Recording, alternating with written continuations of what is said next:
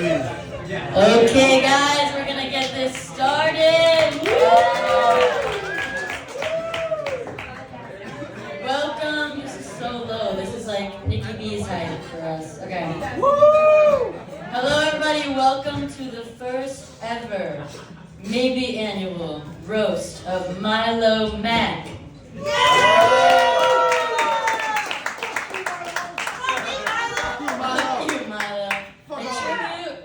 Tribute to the late birthday boy. Did I say late? Unfortunately, he is alive and well. And he got here early, actually, because he hasn't had a drink in a couple of days. And so from withdrawals, he started to hallucinate that people were actually laughing at his jokes. All right, tonight we've got an incredible lineup coming up. We're going to start with, not yet, I'm going to talk for a little bit, but your first comic after me will be Jason Isaac. He works at a barber shop, yet can't even trim his beard properly. Yeah, his beard looks like the booty hairs on an orangutan if it had alopecia. And I gotta sometimes dodge Jason because I'm always afraid he's gonna ask me out. Where my hug at looking ass? Jason reached his peak maturity when he was 16 years old. He told me this. He also reached his peak height at that age. He's your typical Mexican. He drove me home once, and it really reminded me of my high school drug dealer because he had rap music blasting and was speeding up to a red light. It's like drinking just to go to bed, you know? Something Nicky B wishes he could do, if not for the man at the liquor store who took away his fake ID. Nicky, can you stand up? Yeah, sorry. I was scared when I first met Nicky B because I thought he was a minor. If it weren't for the caterpillar snuggled up on his lip. He actually just got back from filming a movie, which is pretty cool. Yeah, you guys might have heard of it, Wicked. They wanted to add some diversity into the Munchkin population. Nicky B is half Filipino, so he's a hard worker, and he's half Jamaican, so he likes to smoke that ganja. And he also is about 4 feet tall, so he's practically Mexican. And the usual co-host of this weekly mic here at Mickey's Park, Owen Monahan. Monahan is a derivative of the word monk, which is kind of perfect because Owen and monks have a lot in common. Self-discipline and patience. Owen, we see you trying to grow that beard. Good effort, good effort. Monks and Owen also have the same body count. Come on, guys. Like, mono means one hand. That's what he does all the time. Spends all his free time like that. I'm gonna take this off now. It's just getting real. As if it wasn't before. Anyways, yeah, so that's what Owen likes to do in his free time. He also likes to watch critically acclaimed movies, both of those things simultaneously. I'm convinced that Owen plans his climax ahead of time to be at the same time as in the Godfather scene where Fredo betrays his whole family, because it reminds him of how he disappointed his own. I think that his parents probably have a stack of participation trophies and perfect attendance records piled up in a corner in their room because that's the biggest accomplishments that he's had to this day. Mike Bergeron, which is exactly what he proposes to his roommate every time he gets home after going for his first burger run of the day. Historically, last names come from our ancestors' occupations, but I think that they added the run part during Ellis Island. Mike, where is Mike anyways? Yeah. Hey, yeah. Mike is so spherical that when he goes outside, the moon starts orbiting around him. I'm sorry, Mike. You're actually such a sweet guy. You wouldn't even hurt a fly if you tried.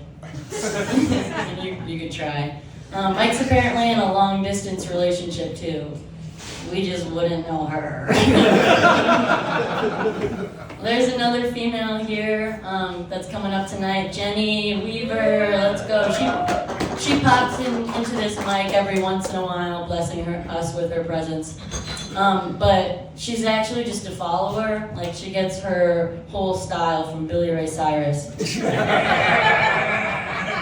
One of the first times Jennie did stand-up, she bummed a ride with a comedian she had just met that night, and upon reflection decided that was probably an unwise decision. The first time I met Jennie, she bummed a ride from me, so chicks got no survival instincts, that's for sure. If she were allowed to bring 3 things on a deserted island, she would bring 2 Pokemon cards, and she would forget the life straw. Probably. And I should probably add in the fact that while it was still warm outside, I had caught Jennie at Oz Park trying to fry an ant with a magnifying glass. She claimed it was for science. Yeah. Dylan Feldman.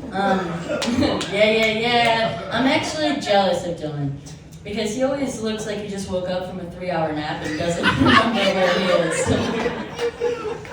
Dylan would take a girl to Dave & Buster's on a first date and then start playing competitive skee-ball with the 16-year-old named Skeeter and ignore his date completely. Speaking of sports, Dylan, you're probably athletic, right? You look like you dribble in your pants after you pee.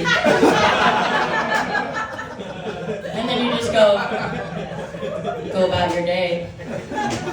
If Dylan were to swap bodies with a woman for a day, I think that he would just touch his boobs once and then go back to playing Call of Duty. Dylan's gotten jumped twice, but if anyone in this room looks the part of a victim on CNN, it's Matt Sullivan. Matt's the type of guy to give his wallet to the first black man he sees walking the opposite direction on the sidewalk. And if we were in danger, I don't think that I would trust him to protect me. Because the first sign of a tiff, and he's on the ground hugging his knees like an injured soccer player. If Matt did Model UN in high school, not past tense. Looks like he's in high school right now. I bet he'd choose to represent Russia during the World Wars just as an excuse to get snippy against the progressive students of color. Jim Balderston? I mean, is there a baldest son? Oh, that's crazy. Like, do you have a brother with a fuller head of hair than you? No, actually, Jim actually has pretty nice hair. He just has a face that looks like he should be balding. You know? Is it a toupee? Be honest. Yeah. He's gonna plead the 5th. When Jim lost his virginity, he accidentally went through the back door, and he's a bottom, so I believe it. And I wouldn't even blame this on inexperience. I would just blame it on he couldn't see, just like he can't see his toes if he tries to touch them, or a future without anime porn. And finally, the honorable guest of the evening, the reason we are all here tonight, Milo Mack, or whatever the fuck his name is. Milo's government name is Omed. By the way, some fun trivia for you there. So it turns out the government hated you even before 9/11. Or at least your mother did. You can find Omed in the Omedal of 2 guys in bed because that would be his ideal threesome. If I was walking on the street with Milo, I would feel safe, as long as he doesn't say anything. Because as soon as Milo talks, all the intimidation goes out the window. Like his body when he has to leave a girl's house in the morning. Because even though he's 32 today, girls are still still ashamed to be seen with him. I'm joking. He doesn't get girls. Milo actually becomes a girl when he gets pissed drunk. Can I tell you something? I love you. I just really appreciate all that you do and you coming out here, and then they fall over and you have to get them home safely. All right, everybody, let's get this show started. Don't forget to tip your bartenders. Jasmine has her boobs out today per usual because they pay her rent. Yes, let's go. Okay, put your hands together for our first comic of the night, Jason Isaac, or Milo Jr. Bring it, bitch.